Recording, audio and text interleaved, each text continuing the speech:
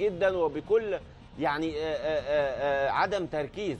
انما الترجي عنده هجمه باثنين لاعبين فقط يستطيع احراز هدف.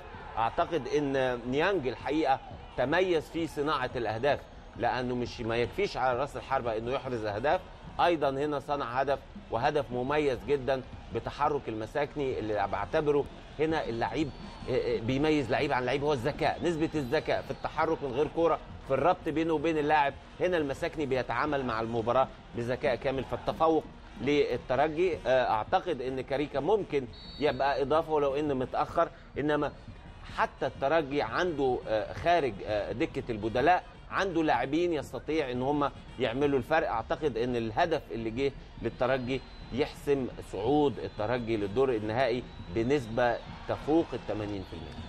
الهلال يعاني والمعاناة أكبر على مستوى خط الظهر، تطرقت لهذه النقطة قبل بداية المباراة كابتن رشيد. وقارنت بدفاع 2007. أنا قلت الهلال المفروض في السنوات الماضية يدعم كل سنة. أنا أتحدث في كل الاستوديوهات سواء كانت استوديوهات في الجزيرة أو غير الجزيرة، أتحدث عن أهمية أن يدعم الهلال صفوف دفاع. الآن الهلال يفتقد إلى يوسف محمد المصاب من فترة يمكن طوال العام مصاب، يفتقد إلى المعز راجع من إصابة، يفتقد سيف مساوي وصل لاعب وسط ملعب. لم يقوم مجلس إدارة الهلال لا الحالي ولا قبلي بدعم دفاع الهلال. هذه مشكلة أساسية للفريق للفوز بالبطولات. نرددها في أكثر من استوديو وأكثر من جملة وأكثر من مرة أن الفوز بالبطولات يعتمد حتى على المستوى الأوروبي، على مستوى كأس العالم، اللعب الدفاعي الجيد. ألعب دفاع جيد، الخصم قد يخطئ وتحرز هدف تفوز بالبطولة. الهلال الآن نعم عنده مقدرات هجومية جيدة، يستيل ممكن الهلال يتعادل في هذه المباراة، هذه فرصة أيضا ضايعة، كان ممكن جدا الهلال يتعادل وممكن أن يفوز في هذه المباراة، لأنه الترجي صحيح أنه جيد لكن الهلال في أسوأ حالاته. إذا ما ارتقى الهلال مستوى ورددها أكثر من مرة بين أداؤه قليلا يستطيع جدا أن يحسن من نتيجة هذه المباراة.